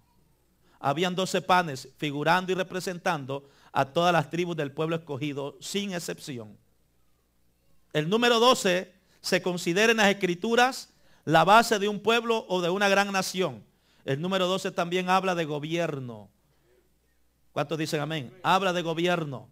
Entonces, el 12 se considera, hermano amado, en las escrituras la base de un pueblo, de una gran nación. En el caso de los apóstoles, estos 12 tuvieron la misión de comenzar un pueblo, de dirigir, iniciar un pueblo, que es la iglesia de Cristo. Hoy nosotros estamos invitados a participar sin excepción de la mesa del reino de Dios, tal como nos dice el Señor en Lucas capítulo 13, dice que ya todo está preparado. El Señor le dijo, vayan y búsquenme a la gente, díganle que ya todo está preparado. Los animales engordados han sido sacrificados, ya todo lo tengo listo. Por eso el Señor mandó gente a buscar, aleluya, pero dice que la gente no quiso ir. Hoy en día el Señor nos dice a nosotros, ya todo lo tengo listo, todo está preparado, llámenme a la gente que vengan. Pero hoy en día nosotros predicamos y hacemos el llamado y mucha gente dice, no, es que yo estoy muy ocupado. Pero qué bueno que es Dios, que aún a pesar de que hay mucha gente así, pero todavía hay gente que dicen, Dios me está llamando, y aceptan ese reto, aceptan ese llamado. Este pasado martes una pareja que no está con nosotros hoy, pero aceptaron a Cristo, una pareja nueva. Ayer estuve en casa de una hermana, de la mamá de una hermana, y esta hermana aceptó a Cristo como su Señor y su Salvador. Esta mañana estuve en el hospital temprano visitando a una familia, y tanto ella, a pesar de su condición de crítica que tiene en el hospital, allí ella recibió a Cristo como su Señor y su Salvador. Y su esposo, que hoy está con nosotros, también reconcilió su vida con Cristo. Felipe, ponte de pie, hermano, ponte de pie. Felipe es hermano de nuestro hermano Raimundo. Esta mañana estuve ahí ministrándole y esta mañana él reconcilió su vida con Cristo. Eso es lo que Dios quiere. Dios quiere que la gente reciban el alimento y que sean salvos, porque el final de la iglesia está cerquita. ¿Cuántos dicen amén? Muy bien, vamos a poner sacerdotes, ayúdenme a mover un momentito esto. Si me lo ponen para allá un poquito, ¿les parece? Muy bien. Ahí déjenlo, ahí mismito déjenlo. ¿Cuántos pueden alabar al Señor, hermano? ¿Cuántos te van a dar un aplauso a Cristo? Un aplauso a los sacerdotes, amén. ¿Qué más había en el lugar santo? En el lugar santo había un candelero de oro.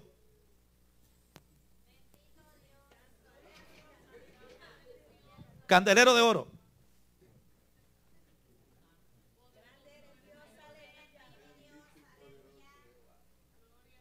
Aquí en el medio, ahí en el medio. Ahí en el medio.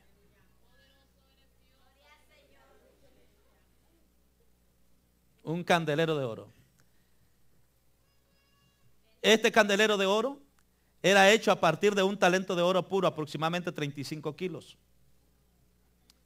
Tenía que ser labrado a martillo, es decir, no se podía meter en molde. Era labrado a martillo, no a fundición. Tenía 6 brazos que salían del tronco principal y poseía 7 lamparillas. ¿Cuántas hay aquí? 7 lamparillas.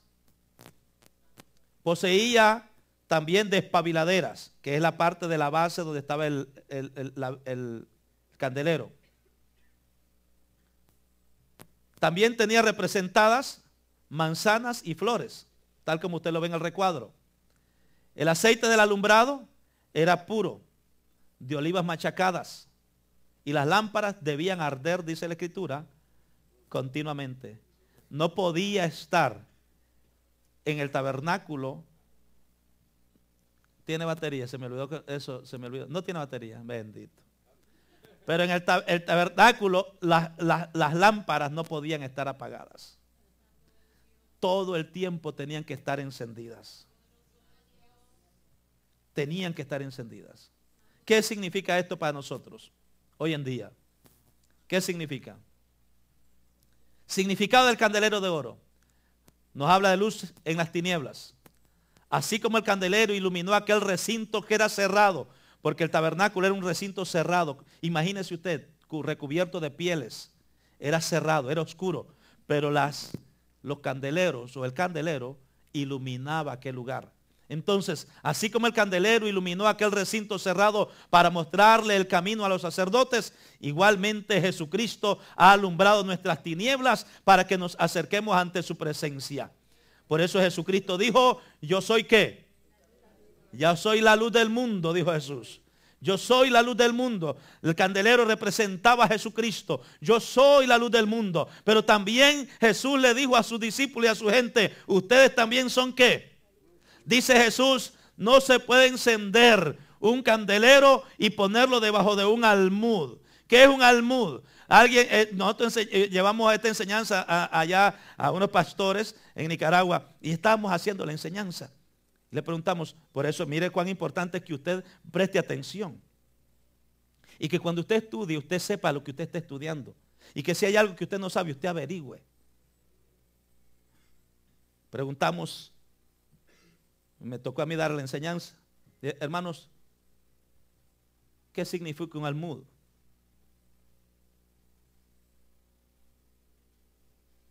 Un pastor levantó la mano. Yo creo que era una almohada, dije. Porque viene de almud, almohada.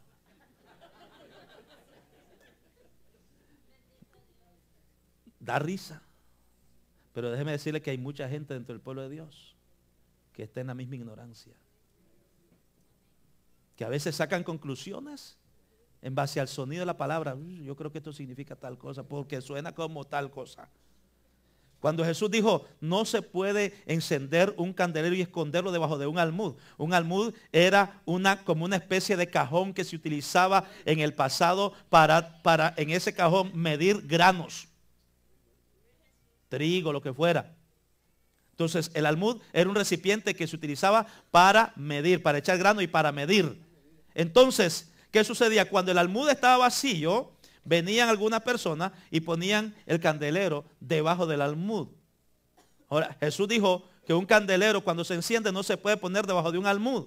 Es decir, no se puede esconder. Dice que se tiene que poner ¿a dónde? En lo alto. para que alumbre a los demás. Entonces, hablando del candelero, entonces, era hecho en oro puro. Este no es un recubrimiento, como dijimos, como otras piezas del tabernáculo. Es de oro puro. Dios es luz. La verdad, la palabra es luz. Y la verdad es divina. Así como el oro es tipo de su divinidad. Era labrado a martillo. Este método requiere de grande habilidad y también pureza del material para evitar agrietamientos. No utiliza moldes. Asimismo, el que quiere ministrar la luz, escuche bien aquellos que dicen quiero ser predicador. El que quiere ministrar la luz ha de dejarse formar por medio de ¿qué? ¿Por medio de qué? De la palabra de Dios. Hay gente que quiere ministrar, pero no les gusta estudiar la palabra del Señor. ¿Y qué es lo que hace la palabra del Señor? Cuando dice que el candelero era hecho a martillo puro, Dios quiere ir moldeando tu vida. Porque hay gente que dice, yo quiero ser un predicador. Oh, yo quiero andar imponiendo manos. Y hay gente que se vuelve loca imponiendo manos a Raimundo y todo el mundo. Dios quiere primeramente martillar tu vida y hacerte un buen candelero. Irte formando. Pero Dios quiere hacer algo más.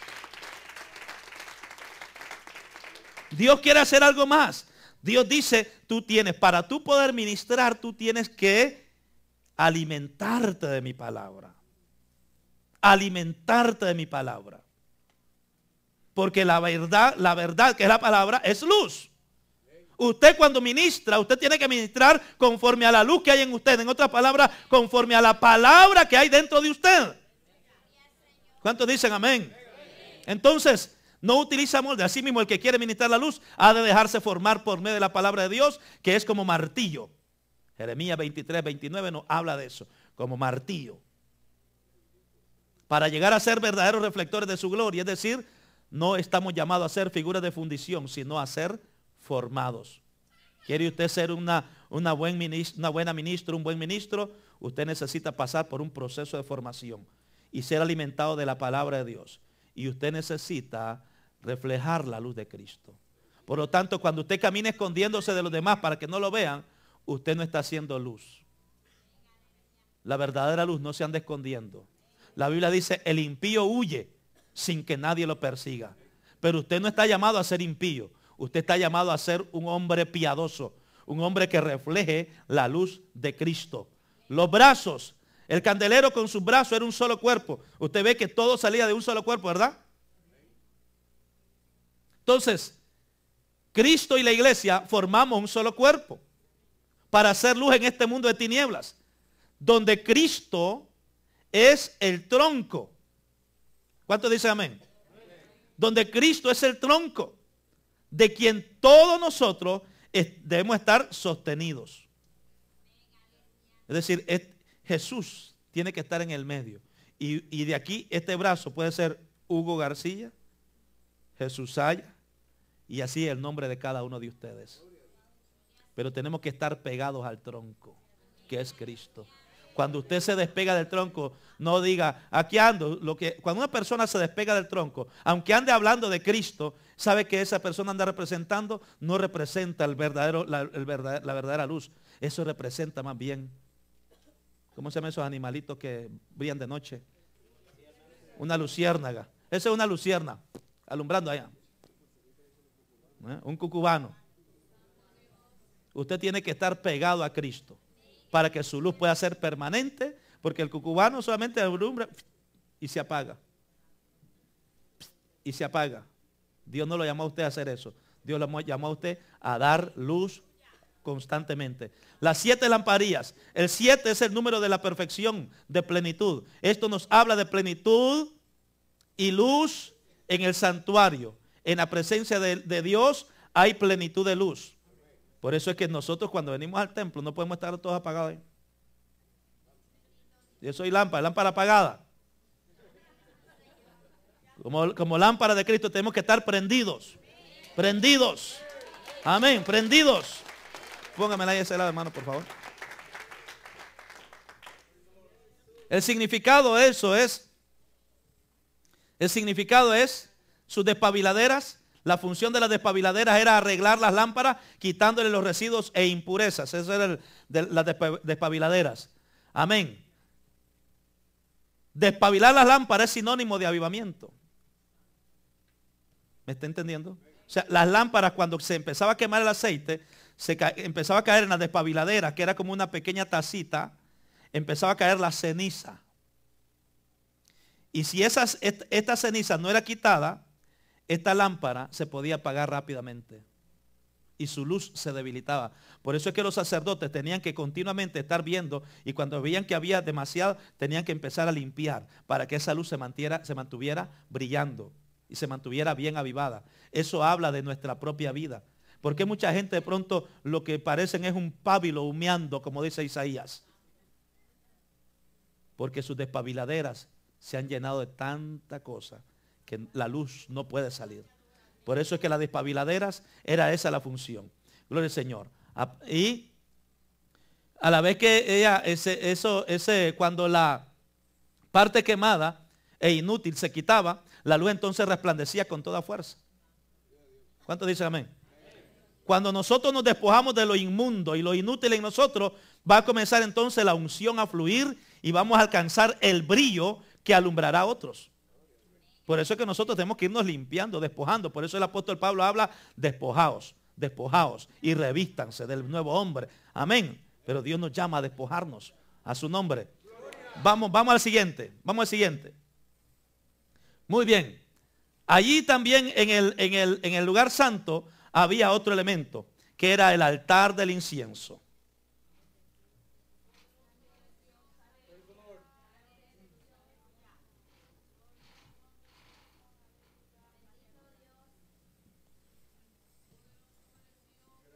El altar del incienso.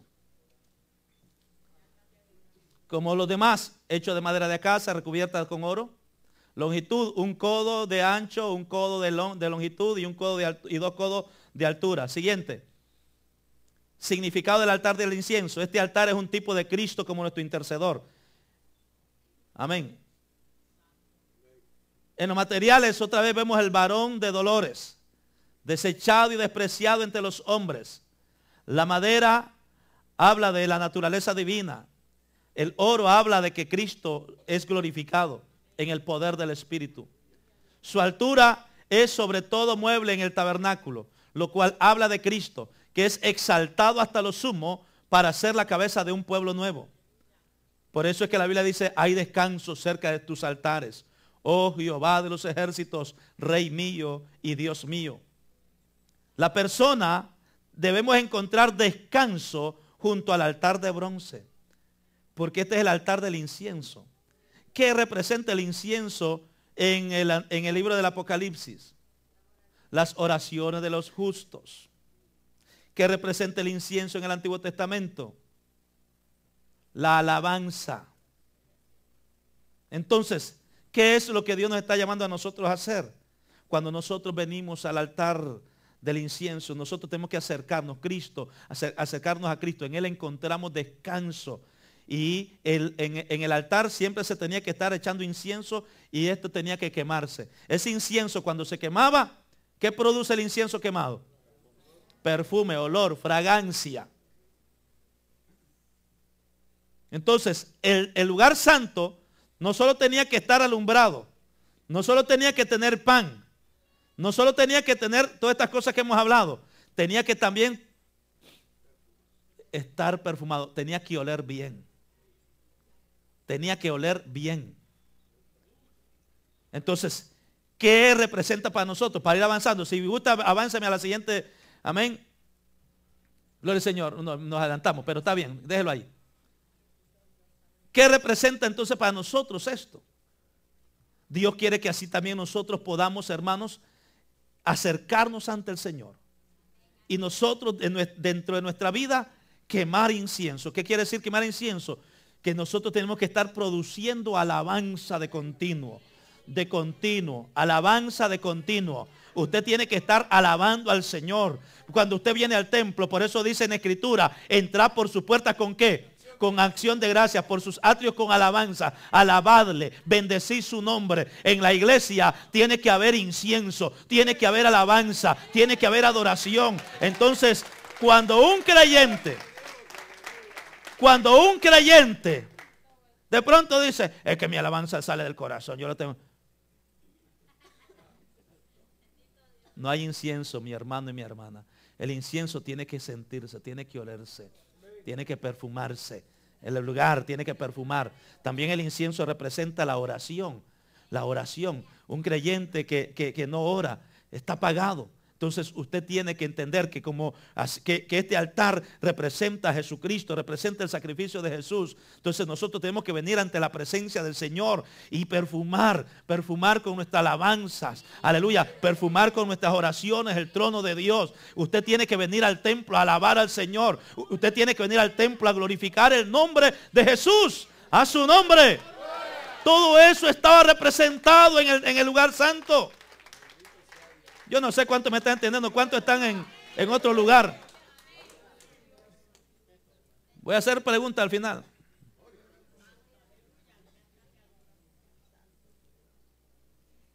¿Hay incienso en tu vida?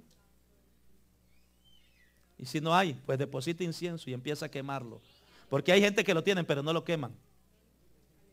Porque el punto es que hay que quemarlo. O sea, el incienso para que oliera, había que ¿qué? Que quemarlo. No, porque algunos dicen, mi alabanza está aquí, pues quémala. Que salga. A su nombre. Hasta aquí llegamos al lugar santo. Esto es todo lo que había en el lugar santo. Y le hemos tratado de explicar lo que significa para nosotros en los días de hoy. De tal manera que usted salga hoy entendiendo que usted también es un tabernáculo delante del Señor. Que usted, así como el tabernáculo estaba dividido en tres partes, que tenía ¿qué cosa? Atrio, santo y lugar santísimo. El cuerpo humano tiene tres partes. ¿Tiene qué? Cuerpo, alma y espíritu. Entonces, el cuerpo representa, hermano y hermana, el atrio. ¿Está conmigo? La carne, el atrio. El alma representa el lugar santo. El espíritu, el lugar santísimo, porque la Biblia dice que el espíritu es de Dios. Y por eso es que la Biblia habla, dice que nosotros tenemos que adorar a Dios. ¿Cómo? En espíritu y en verdad. Dice la Escritura que solamente la gente espiritual puede discernir las cosas del espíritu, porque se disciernen espiritualmente. Es decir, la persona que está realmente en el lugar santísimo puede discernir todas las cosas de Dios. Pero el que está en el atrio, que se quedó allí en la carne, usted lo ve y a lo mejor esto que estamos enseñando, dice, eso me tiene aburrido. Precisamente porque está en el atrio, tiene que entrar al lugar santo y pasar de allí al lugar santísimo. ¿Cuántos dicen amén? Ok, vamos a entrar al lugar santísimo. ¿Me acompaña al lugar santísimo? Amén, aleluya. La entrada al lugar santísimo está compuesta de igual manera por 4 columnas en madera de acacia cubiertas con oro. Tenía 4 bases de plata para sostener las columnas. El velo hecho con los mismos materiales de la entrada del atrio y la entrada del lugar santo. Lino fino torcido, azul, púrpura y carmesí, con la excepción que tenía grabados querubines sobre sí. En la tela habían querubines grabados.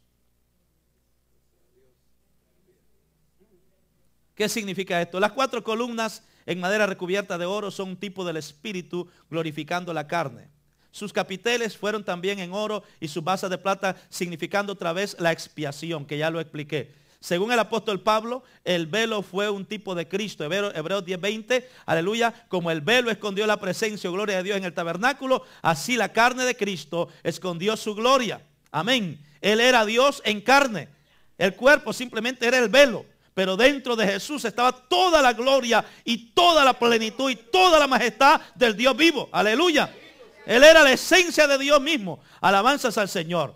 Pero cuando Cristo muere, dice que hubo temblor, hubo tinieblas y hubo temblor en la tierra. Y dice que cuando Jesús expira, y dice que el velo del templo se rasgó desde arriba hacia abajo. Amén. Se rasgó de arriba hacia abajo. Una mano invisible lo rasga. En consecuencia, todo impedimento a tener acceso al lugar santísimo fue quitado. Antes solamente al lugar santísimo podía acceder el sumo sacerdote. Por eso esto que está aquí, esta cortina, representa la cortina de la cual les hablé, que habla la Escritura. ¿Qué sucede? El sacerdote, voy a pedir al sacerdote que salga un momentito. Cuando el sacerdote iba a ministrar,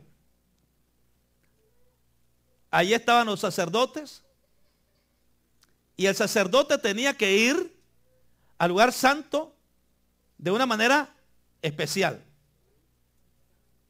Tenía que entrar no como Juan por su casa. Tenía que ir vestido con vestiduras especiales. Una mitra, un efod, una túnica de colores, ceñido. Tenía que ir con todo lo que quería el Señor. Pero no solamente eso. El sacerdote en los bordes de su vestidura tenía que llevar unas campanas. Unas campanas que debían estar sonando mientras él ministraba. ¿Qué sucedía? Cuando el sumo sacerdote entraba a ministrar, se tenían que estar oyendo las campanas allá. O sea, mientras las campanas se estaban escuchando, los sacerdotes estaban contentos. Dice, papi está bueno, está vivo papi, no hay problema, él está ahí santo, aleluya. Estaban contentos porque eran los hijos también de él. Entonces, y la gente que estaba también sabían que su pecado estaba siendo expiado, es decir, estaban siendo perdonados, porque el sumo sacerdote estaba vivo. Las campanas estaban ¿cómo? Ahora, pero ¿qué estaba haciendo el sacerdote mientras estaba ahí? Fíjese bien, porque no solamente, deme acá, se nos olvidó algo. Salga para afuera un momentito.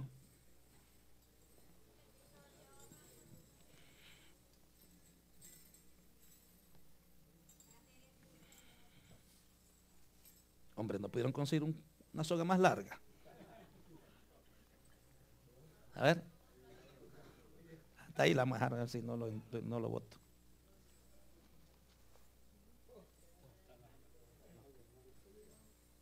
Ok, está bien. Dame el cable, todo el cable. ¿Qué sucede? Recuerde que al lugar santísimo no podía entrar más nadie. Solo el sumo sacerdote. Solo el sumo sacerdote. Por lo tanto, como nadie podía entrar, tenían que amarrarle una soga. Y los sacerdotes estaban esperando aquí. ¿Las campanas estaban cómo? Si las campanas dejaban de sonar, lo mató Dios. Como no podía entrar el sacerdote allá adentro, con la soga, tenían que empezar a jalarlo. Amén. Y a jalarlo. ¿Usted cree que viene acostado y arrastrándolo? ¿No? Lo sacaban afuera porque nadie podía entrar al lugar santísimo más que uno solo. Y era el sumo sacerdote. Puede sacárselo, hermano. Siga adentro ministrando. Por eso es que cuando Cristo viene, todas estas cosas, dice que el velo se rasgó. Porque antes el acceso al lugar santísimo estaba limitado a una sola persona. Una persona que ministraba una sola vez en el año. Una sola vez en el año. Por eso es que cuando el velo se rompe, todo impedimento a tener acceso al lugar santísimo fue quitado. El velo rasgado significó el fin de la ley para justicia. Terminaron las ordenanzas judaicas. Fue quitada toda clase de social o distinción de raza en cuanto a la salvación. Porque este ministerio de aquí del sumo sacerdote solo era para ministrar al pueblo de Israel, a los judíos nada más. El resto de la gente estaban fuera. Pero cuando se rompe el velo, hay acceso.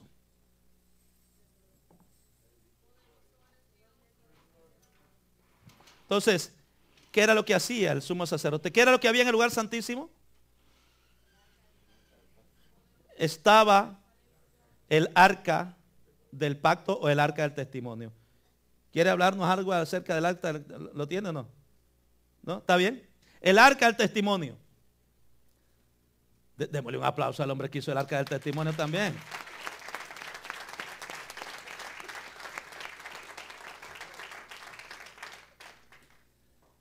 El arca del pacto, el arca del testimonio, sus dimensiones eran las siguientes: longitud, 2 codos y medios, ancho, 1 codo y medio, altura, 1 codo y medio.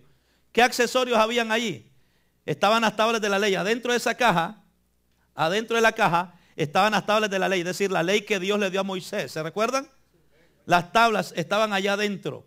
Entonces también allí había una vasija de oro con un gomer de maná, del maná del cielo, del cual el Señor le dio al pueblo de Israel para alimentarlo cuando iban por el desierto. En esa caja también estaba la vara de Aarón que reverdeció. ¿De qué estaba hecho esta caja? Estaba hecha de madera, de acacia cubierta de oro interna y externamente. El propiciatorio y los querubines eran de oro puro. Cuando hablamos de propiciatorio, estamos hablando de esta parte. Amén. Y los querubines eran de oro puro. Ahora, ¿qué significa para nosotros eso? ¿Qué significa para nosotros eso? Fue hecha de madera de acacia cubierta con oro, simbolizando la humanidad y la deidad de Jesús. Fue el primer mueble hecho según las instrucciones de Dios a Moisés. En Éxodo 25, Dios comenzó con el arca y terminó con la puerta, como dice ahí. Así trata Dios con el hombre. Empieza con el corazón, porque lo primero que se construyó de todo el tabernáculo, lo primero que se construyó fue el arca del testimonio. Y por último, la puerta. O sea, hablando de que Dios primeramente empieza en el interno del ser humano y te va moldeando poco a poco. Entonces, el arca fue una gran urna cuyo contenido eran objetos de suma importancia. Ya le mencioné las tablas de la ley. Ahí estaba la vasija con un gomer de maná. Amén. Y estaba la vara de Aarón que reverdeció. El arca, ¿qué representa? El arca es un tipo de Cristo en su pureza y naturaleza humana incorruptible. La madera de acacia casi nunca se descomponía. Era recubierta, al estar recubierta, la hacía incorruptible. Por eso es que la Biblia dice que Cristo Jesús no vio corrupción. Gloria al Señor. Jesús fue absolutamente perfecto y sin falta. ¿Cuántos dicen amén? Esto lo prueba el testimonio de sus enemigos. Judas habló de eso. Amén. Pilato, la esposa de Pilato, Herodes, el ladrón en la cruz, el centurión, todos ellos dieron testimonio acerca de la perfección de Cristo. Veamos lo siguiente, caballero. Amén. Allí, hermano, vamos, siga la siguiente. Next. Ok, sígale. Entonces, ahí quedamos. Entonces ya mencionamos el arca del pacto, el arca del testimonio. El sacerdote, que era el único que tenía que ministrar, era el mediador entre Dios y el pueblo de Israel. El sacerdote era el mediador entre Dios y el pueblo. Por eso estaba en el medio. Alguien quería perdón de pecado, tenía que venir al sacerdote. El sacerdote venía con el sumo sacerdote y luego ministraba por el pueblo. Solo al sumo sacerdote se le permitía ponerse la vestidura de santidad. A pesar de haber varios sacerdotes, solo a este le era permitido entrar en el lugar santísimo. El sumo sacerdote tenía que llevar una vida separada. No podía rasgar su vestidura, no podía, escuche bien, su vestidura tenía que venir íntegra. Así que a veces cuando venimos, a ver, caballeros, que vienen esos pantalones rotos al templo, jovencita con ropa ahí toda despedazada, como que le salió un león en el camino. Tiene que venir bien ante el Señor. El que viva a ministrar, porque cuando usted sale de su casa y llega al templo, usted viene para ministrar al Señor, porque usted también es un sumo sacerdote de Dios. Usted también se constituye un mediador. Usted es un sacerdote. Nosotros somos también ministros del Señor en la casa de Jehová. ¿Cuántos dicen amén? Yo no sé si me estoy explicando, hermano. Aleluya. Tenía que llevar una vida separada. No podía rasgar su vestidura, ni podía descubrir su cabeza. No podía entrar donde hubieran personas muertas, por ejemplo. Solo podía casarse con una virgen de su pueblo. Físicamente tenía que ser perfecto. Por eso es que Cristo tuvo que entregarse él como sacrificio. Porque de lo contrario, no había gente para poder ayudarnos a nosotros. Imagínense que el sumo sacerdote tenía que ser perfecto. Y cuando habla de perfección, físicamente perfecto, No podía ser bajito.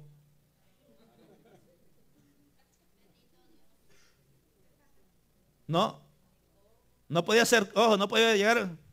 No. Tenía que ser perfecto. Dice, no podía tener nada, hermano. La Biblia da detalles. Dice, escuche bien, y no se sorprenda de esto, ni vaya a pensar que estamos blasfemando el nombre de Jehová. Pero la Biblia dice claramente, dice, cuando escoja al sumo sacerdote, los sacerdotes, dice, escógelo bien. Tienen que ser altos, ya tenían que tener una medida específica, no podían ser con defectos. Dice, no puede tener testículo magullado. Así lo dice la Escritura. Es decir, todo sacerdote para entrar tenían que examinarlo minuciosamente.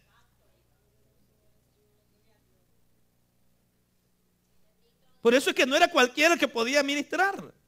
Pero entonces como ese en aquel momento, entonces se hacía difícil, entonces tiene que Cristo venir y decir, Cristo, yo soy el sumo sacerdote, yo voy a hacer el sacrificio perfecto, yo voy a hacer todo lo que estaba en el tabernáculo. Cristo cumplió con eso. ¿Para qué?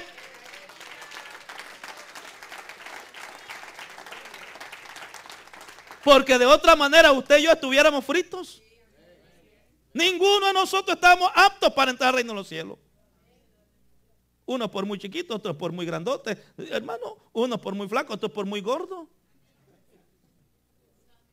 Por eso es que Cristo viene y Él tiene que venir como la perfección de Dios. Alabanzas al Señor. Pero el sumo sacerdote tenía que ser físicamente perfecto. Era escogido por Dios, no por sí mismo, ni por la gente. Dios lo escogía. Y las vestiduras se las da en Éxodo 28. Tenía que tener un efod, un pectoral. Amén. El cinto del efod. Los calzoncillos de lino. La Biblia dice que tenía que usar calzoncillos de lino. El manto del efod. La mitra. Y la túnica de lino. ¿Qué significa todo esto? Vamos a la siguiente. Habla del ministerio sacerdotal y habla de Cristo. Vamos a hablar de ese ministerio sacerdotal y el ministerio de Cristo. Por ejemplo, se conoce como sacerdocio la dignidad heredada entre los descendientes de la familia de Aarón, quien fue el primer sumo sacerdote designado por Dios como jefe espiritual de su pueblo, el cual fue consagrado por Moisés. El acto cumbre de su oficio era la celebración anual del gran día de la expiación, en el cual ofrecía primero un holocausto por sí mismo. Él primeramente tenía que ofrecer holocausto por él mismo y luego por el pueblo. Dice amén. Ahora, en los aspectos, tenía que salir de una tribu. Los sacerdotes tenían que salir de la tribu de Leví, el sacerdocio. Sin embargo, Cristo viene de la tribu de Judá, que es el real sacerdocio. En cuanto al orden, los sacerdotes del pasado venían del orden de Aarón. Allí comienza y termina en Aarón.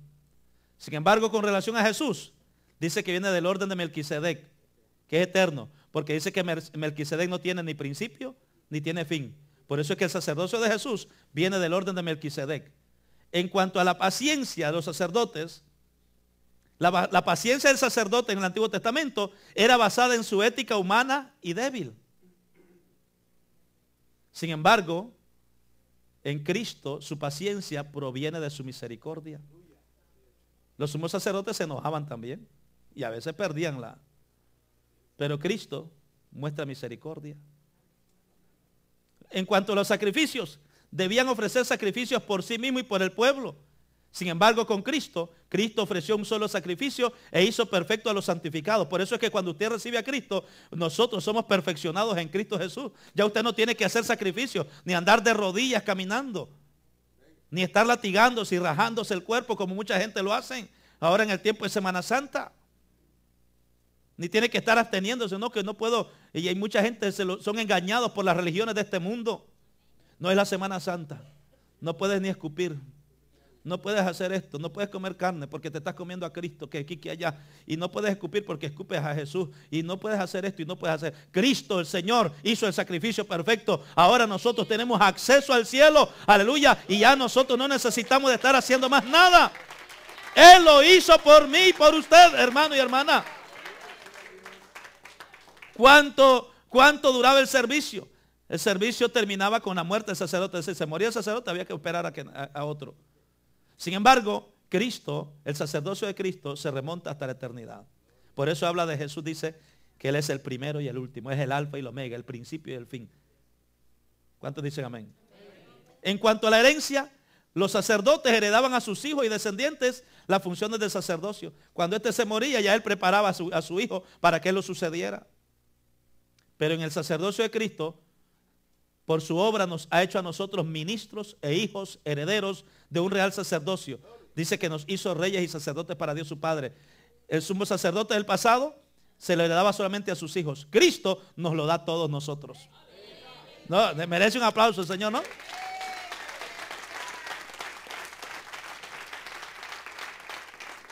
En cuanto al pacto, los sumos sacerdotes o los sacerdotes, el pacto de ellos era imperfecto porque caducaba, se terminó. Sin embargo, el pacto por medio del sumo sacerdote Jesucristo es perfecto por cuanto permanece para siempre. Por eso dice la Escritura que ya no hay necesidad de hacer más sacrificio, porque el sacrificio de Cristo es perfecto y es para siempre. Dele un aplauso al Señor una vez más.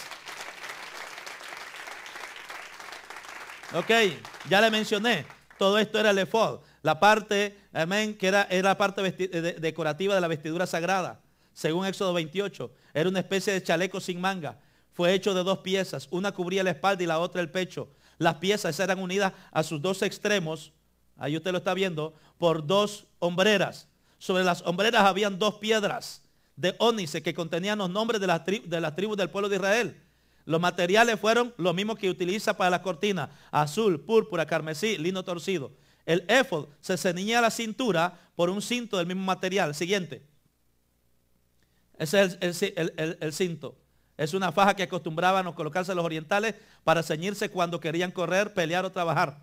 Por eso es que Pablo dice: estén ceñidos vuestros lomos, estén ceñidos vuestros lomos con la verdad. Por eso es que la verdad es la palabra del Señor. Entonces, era el resultado de una obra detallada y fina de recamador. Por medio del cinto, las vestiduras no andaban sueltas, sino firmes. El sacerdote tenía que andar bien amarrada ese lino. Así los sacerdotes del Señor hoy también tienen que estar bien amarrados los pantalones. No pueden haber sacerdotes que vengan aquí, jóvenes o hombres que vengan a ministrar aquí. Voy a adorar al Señor y con los pantalones caídos por acá. Primero tiene que ordenar su ropa. Y venga a darle un culto correcto al Señor. Dice amén. Y que mire cómo el Señor nos está llamando en tantas cosas. El significado del éfod, ahí usted lo puede observar. Yo sé que no lo pueden leer todo muy bien, pero voy a avanzar, hermanos, porque ya estoy casi por terminar. Vamos al siguiente, varón. ¿Okay? El pectoral, que es esta parte que está aquí, debía ponerse encima del éfod, tejido de color y adornado con hilos de oro, hecho de los mismos materiales del éfod.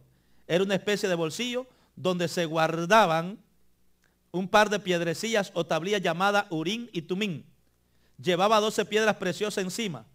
12 piedras de sárdica, topacio, carbunclo, esmeralda, zafiro, ónice, diamante, jacinto, ágata, amatista, berilo y jaspe. Siguiente. ¿Qué es lo que habla de todo esto entonces? ¿Eran piedras cómo?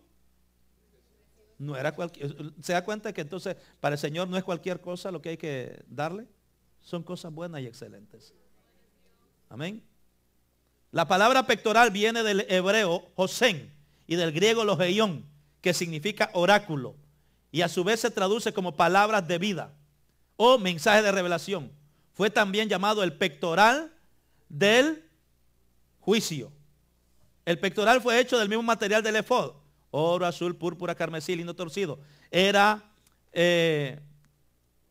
cuadrado. Nos hace pensar también cuadrado. Nos hace pensar en ¿qué? Los 4 evangelios. Amén. Nos hace pensar en los 4 evangelios con un solo mensaje. Las piedras preciosas del pectoral estaban distribuidas en 4 hileras con 3 piedras en cada hilera. Los nombres de las 12 tribus fueron grabados en las piedras. Y allí en cada una de las piedras estaba el nombre de cada una de las tribus. Cada tribu era preciosa por Dios. Eso es lo que revelaba cada una de estas cosas. Cada tribu era preciosa ante los ojos de Dios. Así usted y yo somos preciosos ante los ojos de Dios. Usted vale mucho. Por eso el Señor nos habla de piedras preciosas aún en el libro del Apocalipsis. Amén. Gloria al Señor. Amén. El Urim y el Tumim traducen del hebreo respectivamente luz y perfección. Estas tablillas eran amén, eran, eran trazadas, ¿verdad? O basadas en ciertas cosas especiales para conocer la voluntad de Dios. También traducen Urim como doctrina y Tumim como eruditos o conocedor. Entonces, ¿qué quiere decir esto? Esto amplía el concepto de Urim y Tumim. Pues como ministros, escuche bien, como ministros debemos llevar la doctrina y el conocimiento como piedras preciosas en nuestro corazón. Hoy mejor que estas piedrecillas, para conocer la voluntad de Dios, tenemos al Espíritu Santo, al que accedemos por medio de la oración y el cual nos guía a toda verdad y a toda justicia. Más que eso, tenemos también la palabra del Señor, que es la que nos da revelación y conocimiento. Pero esto es muy importante que usted entienda, hermana y hermano que está aquí. Como ministro, usted tiene que tener conocimiento. Lo vuelvo a repetir y a recalcar. Eso es lo que habla. Habla de, le dije, de doctrina y de erudito o conocedor. Los ministros tienen que ser conocedores. Hay personas que no saben, hermanos, ni cuántos libros tiene la Biblia. ¿Cuántos libros tiene la Biblia? 66. ¿Cuántos hay en el Antiguo Testamento? 39. ¿Cuántos hay en el Nuevo? 27. Y por ahí podemos preguntar muchas cosas. Pero bien, el ministro tiene que ser conocedor y manejar lo que es la palabra del Señor. La mitra era una especie de turbante o gorro que por razones prácticas le cubría la cabeza durante sus funciones. La Biblia no menciona su forma. Solo dice: harás además una lámina de oro fino y la grabarás en ella como grabadora de sello santidad a Jehová, que es lo que nos faltó aquí. Había algo que se llevaba aquí y una lámina que decía santidad a Jehová. La pondrás con un cordón de azul y estará sobre la mitra por la parte delantera de la otra. Dice así, ¿verdad? Estará sobre la frente de Aarón, la diadema santa de oro puro. Entonces, ¿qué nos quiere decir esto? Vamos rápido a la siguiente. Significado de esto: la mitra es un elemento, y con eso concluyo, caballero, ahí me lo cierro, ¿ok? Que esa es la última ya. La mitra era un elemento que le daba a los reyes y gobernantes una imagen de mayor dignidad. Y no es de extrañar que el Señor hubiese querido distinguir de una manera tan especial a sus ministros. Dios quiere que sus ministros se distingan. ¿Cuántos dicen amén? La lámina de oro, en ella estaban consignadas las palabras santidad a Jehová. Esta lámina es el clímax, es la cumbre, es lo más significativo de todos los elementos consagrados de Dios. Pues en ella se especifica aquello que aparece como insinuación en nosotros: santidad. Esta palabra significa ser separado, significa ser alejado de ¿qué? De lo impuro y de lo profano y estimado al servicio del Señor. Destinado al servicio del Señor. La lámina de oro es tipo de la gloria de Dios manifestada. La mitra de lino blanco, la mitra de lino, que es color blanco, color que representa la pureza y la justicia de Cristo. La cinta de azul es una referencia del cielo y lo celestial en la mitra. La señal en la frente. La razón específica por la cual el sacerdote llevaba santidad a Jehová sobre su frente era obtener gracia delante de Dios. Si la vida del sacerdote y el sacrificio estaban acorde a lo que decía la lámina de oro en su frente, el sumo sacerdote era aceptado. Si queremos obtener los favores divinos, debemos de vivir entonces en santidad. Dios nos llama a ser sacerdotes del nuevo pacto. Dios nos llama a nosotros a ser ministros de Él. Amén. Ministros de Él, ministros de un nuevo pacto. Así que, hermanos, en esta noche el Ministerio de Caballeros queríamos presentar, amén, bajo la dirección del hermano Rogelio, queríamos presentar esta enseñanza. Pero sobre todo, escúcheme bien antes de que usted le aplauda, pero sobre todo lo que queremos es que usted se lleve su significado, que usted se lleve grabado por qué hoy nosotros tenemos que entender, por qué hoy, qué significa que yo hoy soy templo del Espíritu Santo. Usted está llamado a ofrecer sacrificio, usted está llamado a alabarse, usted está llamado a alumbrar, usted está llamado a elevar incienso y hacer oración, usted está llamado a tener pan en usted y no solamente en usted, sino también darle a otros. Usted está llamado a guardar en usted la palabra del Señor como estaba en el arca del testimonio. Palabra, maná y vara, dirección, divinidad, la guianza divina. Y el maná representa el alimento del cielo. Tiene que haber en usted. Amén. Tiene que haber en usted y tiene que haber en mí.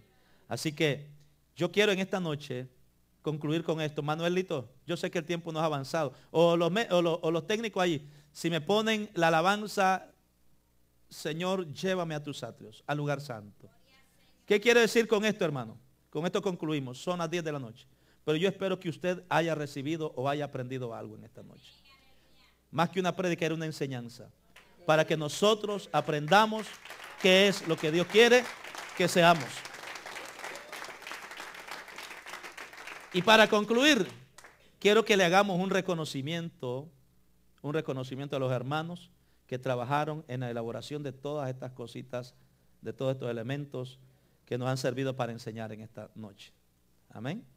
Así que empezamos por el arca, el del sacrificio, o el altar del sacrificio. Fue diseñado y hecho por el hermano Luis López. Hermano Luis, póngase de pie. Amén.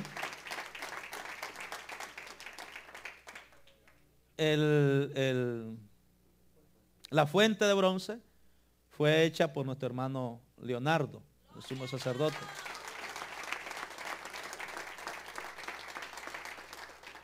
Esto lo compramos hace un tiempo.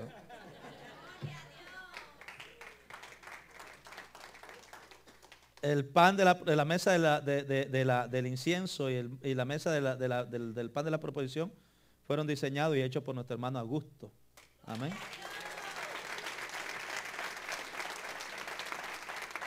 Y el arca del testimonio fue elaborada por nuestro hermano Gonzalo.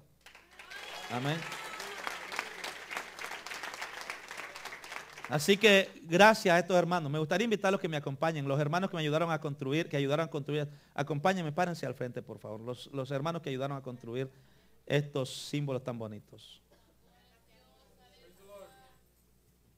Pónganse en el medio aquí, ahí en el medio. No tengan miedo. Señor, llévame a tu Póngase de pie, hermano. Al lugar santo.